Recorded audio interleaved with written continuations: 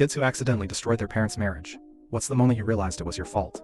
I was 14 when my parents split, and for years I told myself it was just adult stuff I couldn't have controlled.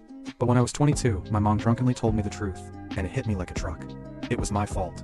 Not on purpose, but my actions were the domino that toppled the whole chain. It started with my dad working a ton. He was in construction, and during summer he'd leave before I woke up and come home when it was dark. Mom stayed home, but we didn't have the closest relationship. I was an only child, kind of introverted, and spent a lot of time in my room. One Saturday, Dad was supposed to take me to the batting cages, but he got called into work last minute. I was upset. I had been looking forward to it all week, so I decided to be petty and not talk to him for the rest of the day. Later that night, Mom told me she'd take me instead. We drove there, but she missed the exit, and said she'd just grab us ice cream instead. We sat in the car, parked outside the shop, eating in silence until this guy walked up, tall, in a leather jacket. Clearly familiar to her. They talked. Not flirty exactly, but too comfortable. I remember being annoyed because I just wanted to go home, but she kept talking to him for at least 20 minutes. I sulked in the back seat, eating my ice cream until it was just soup. When we got home, Dad was in the kitchen. Mom casually mentioned running into an old friend at the ice cream shop.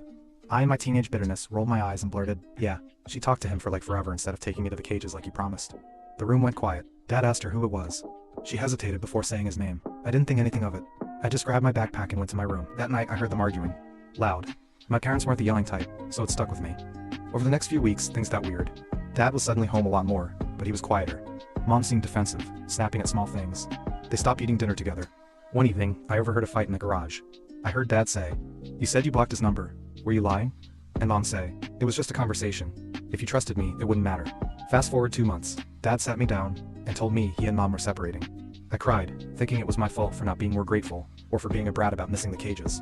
He assured me it wasn't because of me. I believed that for years. Until that night, when I was 22. Mom had a few glasses of wine and started talking about how fast things can fall apart. She said, "You know, if you hadn't told your dad about me running into Mark that night, maybe we'd still be married." I froze. She kept going. "He always had trust issues, but hearing it from you, in that way, it made him think there was more to it. He dug and dug until there was nothing left between us." That's when I realized the whole chain started because I mentioned the guy, just trying to needle Dad for missing our plans. I hadn't even known there was history between them. I asked her who Mark was. She said he was her high school boyfriend, the one who got away, and that they'd reconnected a year before the split. According to her, nothing physical had happened until after the divorce, but they'd been emotionally close before. I didn't sleep that night. All I could think about was how one sarcastic comment I made in the heat of teenage pettiness had cracked open something my dad had been holding together with duct tape. Now I know their marriage probably wasn't as solid as I thought. But still, if I just kept my mouth shut, maybe things would have dragged on for years. Maybe they would have worked it out. Or maybe I just sped up the inevitable. Either way, that's the night I realized my parents' divorce had my fingerprints all over it.